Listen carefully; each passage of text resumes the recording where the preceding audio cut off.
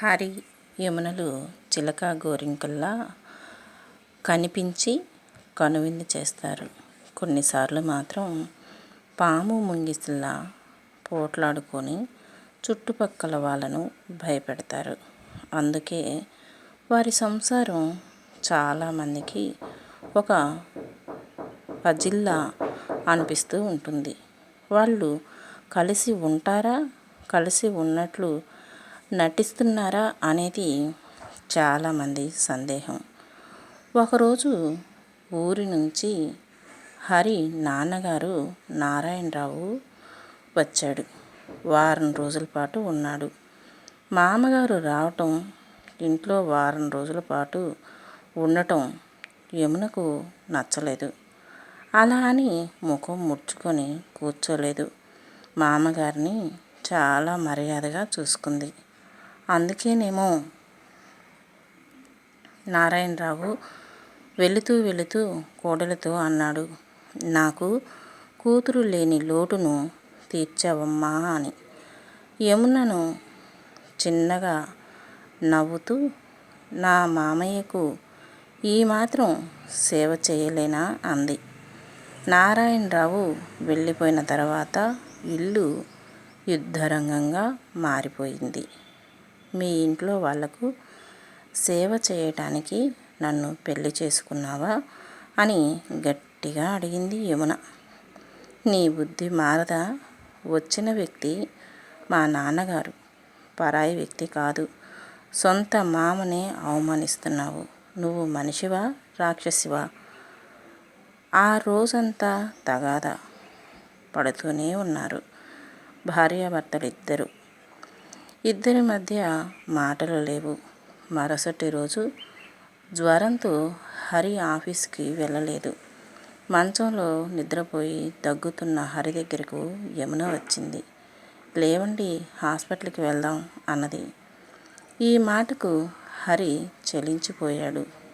మరో మాట మాట్లాడకుండా భార్యతో పాటు హాస్పిటల్కు వెళ్ళాడు. నిన్నటి వరకు క్షణం తీరిక లేకుండా గొడవ పడ్డారు. ఇప్పుడు చూడు ఎలా నవ్వుతూ వెళుతున్నారో అనుకున్నారు ఇరుగు పొరుగు వారు.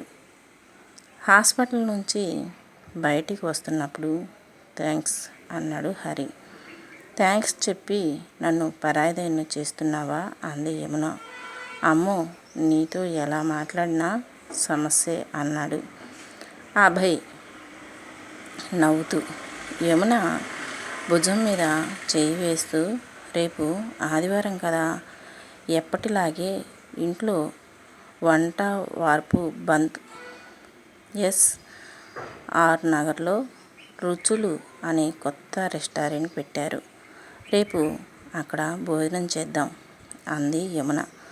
ఓకే అని బదులిచ్చాడు హరి.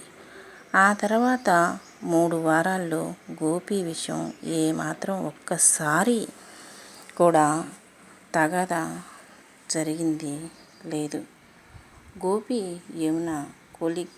గోపితో సన్నిహితంగా ఉండటం హరికి నచ్చలేదు.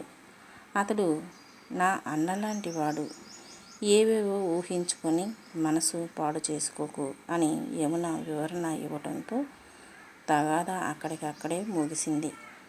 ఆ తర్వాత 3 వారాలకు ఆ రోజు ఆదివారం యమున ఎవరినో కూరలు తరిగే కత్తితో పొడిచి చంపేసిందనే వార్త ఫోన్లో విని పరుగున పోలీస్ స్టేషన్కి వెళ్ళాడు హరి.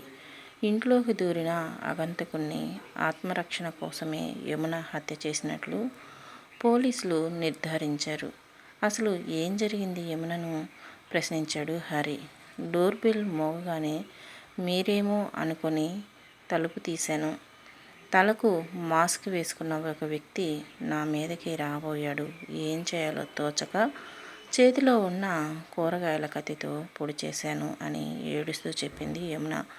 ఇందులో ఏదో తిరకాసు ఉంది. మీతో కొద్దిసేపు మాట్లాడాలి అని తన గదిలోకి తీసుకువెళ్ళి యమునను ఎంక్వైరీ చేశాడు ఇన్స్పెక్టర్ నరసింహ. ఆమె చెప్పిన విషయం విని ఇన్స్పెక్టర్ ఆశ్చర్యపోయాడు. ఇంతకీ యమున ఇన్స్పెక్టర్తో ఏం చెప్పింది? అసలు ఇన్స్పెక్టర్ యమునను ఎందుకు అనుమానించాడు? యమున చెప్పటం ప్రారంభించింది. గోపి అని నా కొలీగ్స్, నా స్నేహితుడిలా భావించేదాన్ని మొదట. తర్వాత అన్నగా భావించాను. ఎంతో క్లోజ్గా సన్నిహితంగా ఉంటాం మేము. కాకపోతే అతని మనసులో దురుద్దేశం పెట్టుకొని ఉన్నాడు. అది నాకు తెలీదు. నా భర్త ఇంట్లో లేని సమయంలో వచ్చి నా మీద అఘాత్యం చేయబోయాడు. మొహానికి మాస్క్ కట్టుకోవడంతో నేను మొదట గుర్తుపట్టలేకపోయాను. కానీ కత్తితో పొడిచిన తర్వాత చూశాను, అతను గోపినే. అందుకే అతన్ని పొడి చేశాను అని చెప్పింది. నా ప్రాణరక్షణ కోసం మాత్రమే చంపాను, కానీ అతని మీద ఎటువంటి ఉద్దేశం కానీ కోపం కానీ నాకు లేవు అంటూ యమున చెప్పడంతో ఇక యమున మనసు అర్థం చేసుకున్న హరి తన కేసు వాదించడానికి ఒక మంచి లాయర్ని పెట్టి జైలు నుంచి విడిపించుకొని తీసుకొచ్చాక ఇద్దరు ఎంతో సంతోషంగా హ్యాపీగా గడపడం మొదలుపెట్టేశారు. అది చూసిన చుట్టుపక్కల వాళ్ళంతా ఆశ్చర్యపోయారు. జైలుకి వచ్చిన తర్వాత భార్య మీద ప్రేమ పొంగిపోతుంది అంటూ హరిని హేళన చేయడంతో మనసున్న మనిషిని అర్థం చేసుకోవడానికి కూడా మనసులు కావాలి.